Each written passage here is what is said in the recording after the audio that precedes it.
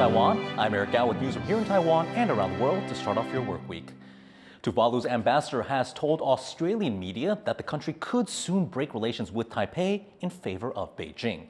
He has called on Australia and its partners to watch the situation and increase support for his nation.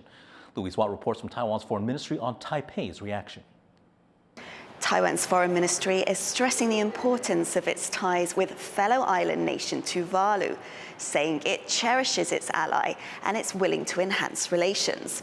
This after the Tuvaluan ambassador told media that his country could follow its neighbor Nauru and ditch Taipei in favor of Beijing. Tuvalu is Taiwan's longest-standing ally in the Pacific, a region where China has been trying to increase its influence. The loss of Nauru brought Taiwan's official allies down to 12, a setback to Taiwan after elections that saw the ruling party's candidate, Lai Ching-te, win the presidency, a result Beijing did not want to see. Senior Tuvaluan officials sent congratulations to President-elect Lai on his victory, but the country is holding its own elections in a few days. Whether they will want to continue working with Taiwan will depend on Tuvalu's next government. Scott Huang and Louise Watt at Taiwan's Foreign Ministry for TaiwanPlus. Now, Taiwan's elections may be over, but the contest for the legislature is not. As John Van Trieste reports, there's now a split in the main opposition party over who should lead the lawmakers. Taiwan's new legislature isn't even seated, and there are already signs of strife.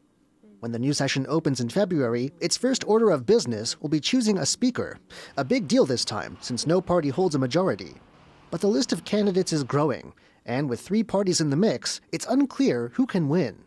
The ruling Democratic Progressive Party has rallied around lawmaker Yeo Si-kun, but with its old majority lost, it needs at least 6 extra votes.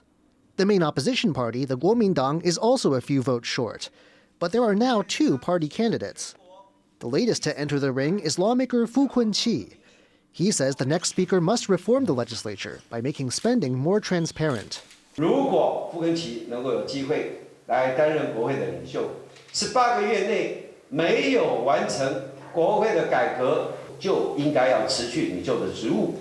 But he's a rebel candidate, going up against Han Kuo-yu, a former presidential candidate who's still popular in the party. 个别委员他们的一些行动，我们不予评论。在野的所有立法委员团结起来，形成一股强大的监督能力，非常非常的重要。 The final say may go to the remaining lawmakers, either independents or members of the rival opposition Taiwan People's Party. That party's leader, Ko Wen-je, hasn't said who he backs, but he says he's seriously weighing his party's role as potential kingmaker. 看起来到现在为止，只有傅昆萁有公开回应，所以我们希望说，凡是要选人先表达他愿意支持国会改革的意愿，那我们再决定说我们要支持哪一边。 3 parties, 3 candidates, and an opposition struggling to come together. The stakes are high, but with no one in control, the choice looks set to be a fraught one. Joseph Wu and John Van Trieste for TaiwanPlus. And breaking news, just moments ago, the KMT's Fu Kun-chi is now saying he will not run for legislative speaker after all, paving the way for Han Kuo-yu to become the party's official candidate. Pilots from one of Taiwan's largest airlines are pushing to go on strike over Lunar New Year. A walkout then could cause travel chaos for thousands of people trying to get home for the holiday. Tiffany Wong reports.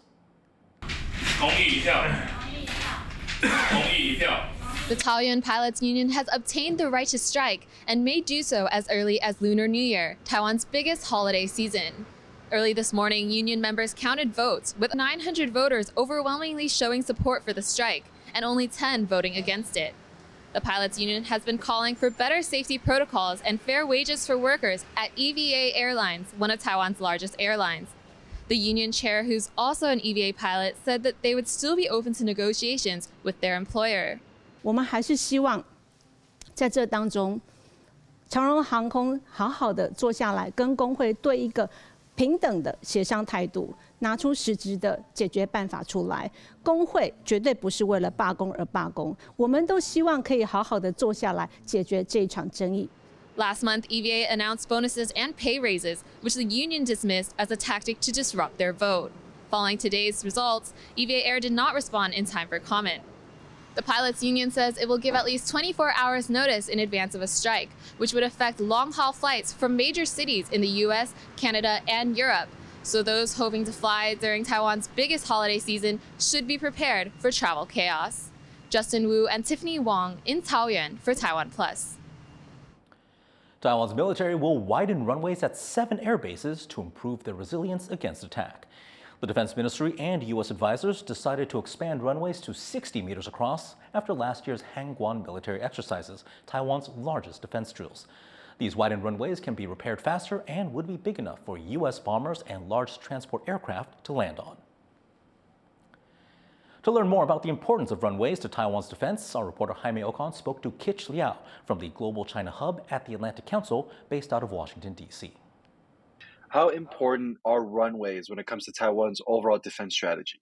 Well, this is Taiwan's first line of defense, right? Runway, we're talking about, basically mostly we're talking about runway acting as a way for fighter jets to take off.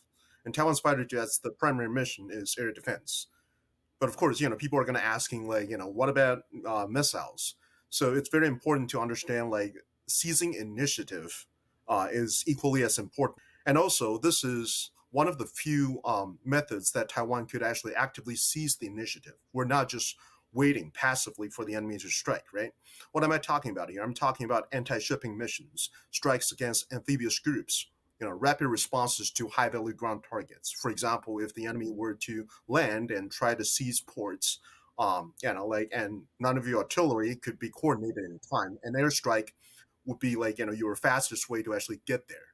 Right, that's the advantage of air power. It's fast, it's almost instantaneous, but it's also very expensive.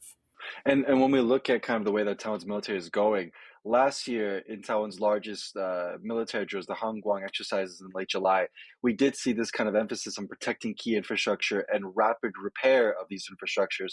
How important is that in the sense of being able to stay in a potential fight? So one of the things I want to focus, especially if we're talking about runway here, is that there's a lot of rhetoric out there about destruction of runways. Runways are not that easy to completely destroy. You can take them out of commission, you can booby trap them, you can even dig a huge hole in the middle of it. But it ain't gonna take that long to actually repair them, right? In past war experiences, the longest anybody ever take was 10 hours.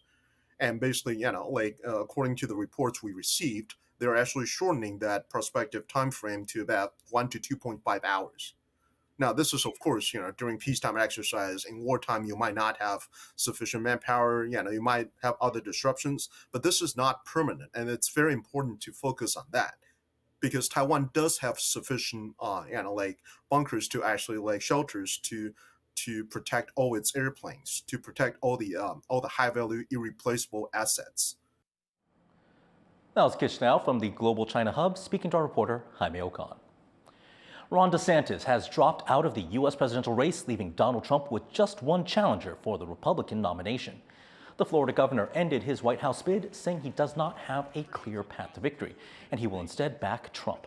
Trump remains popular among Republicans, despite facing 91 felony counts across the country.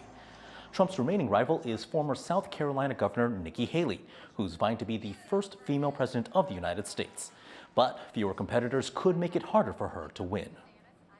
She needed DeSantis and Ramaswamy to stay in because those people were not pulling votes from her. They were pulling votes from Trump. So she needed to divide the Trump vote up more than it is. Russian President Vladimir Putin has expressed interest in visiting Pyongyang. North Korean state TV says Putin made the comments during a meeting in Moscow with the North's foreign minister Cho Son-hui last week, and that this visit could come soon. Relations between North Korea and Russia have strengthened in recent months, with Kim Jong-un visiting Russia last September. He is one of the few world leaders who openly supports Putin's war in Ukraine.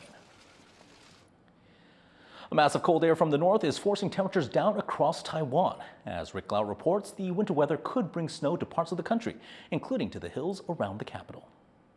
Taiwan is bracing for a rare cold snap. In the next couple of days, the temperature is expected to drop. And here in the hills around the capital Taipei, it might even snow. As a precaution, this school is closing its doors for the next 2 days. 明天后天为什么你的学校要停课？因为有可能会下雪，然后就很冷啊。那你听课你会开心还是不开心？很开心。为什么？因为就可以在家玩手机。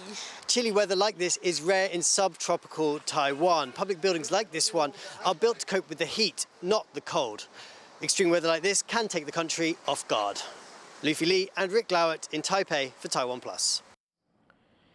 A rare species of endangered fish is being bred by a facility in Tasmania. Our reporter Sandy Chi has this story. An odd-looking fellow crawling around on its fins. This is the endangered Tasmanian Red Handfish, a species at threat of extinction. There are only about 100 of them left in the wild. And to help save the species from dying out, many of them have been housed at breeding facilities in Tasmania to protect them from summer heat waves. But it's not an easy fish to breed. So the birth of 21 of them here at the Institute for Marine and Antarctic Studies is a big success.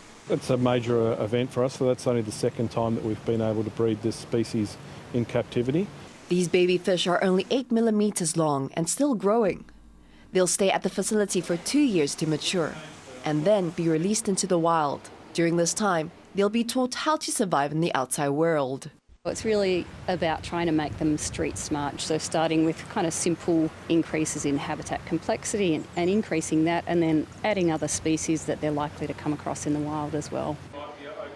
The fish can only be found in 2 places around Tasmania, but its habitats there are also threatened. It's largely driven by overabundant native sea urchins that are just overgrazing the seaweed that the red handfish need to survive in.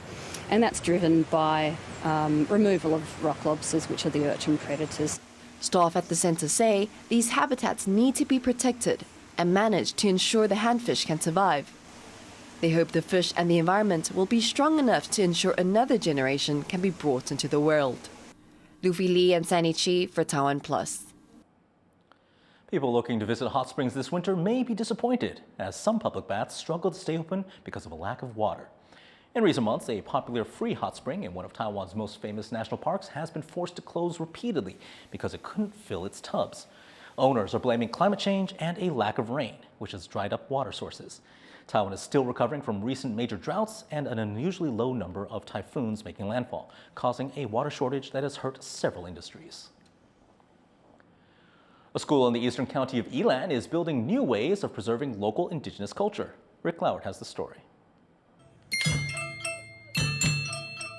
There's a new lesson to be learned at this school in eastern Taiwan's Yilan County. The playground now includes a traditional dwelling built by the local indigenous Taoyuan group. 看到很多现在没看到的东西，学习那个以前人他做家务有用到什么智慧。 It's part of efforts to preserve the building techniques of the Taoyuan people. Taiwan is home to some 600,000 indigenous people, 3% of the country's population. Languages and traditional ways of life are at risk of disappearing, making it important to educate the next generation. 有一个家屋在这边，当做我们一个泰雅文化学习的一个很重要的一个教学场域。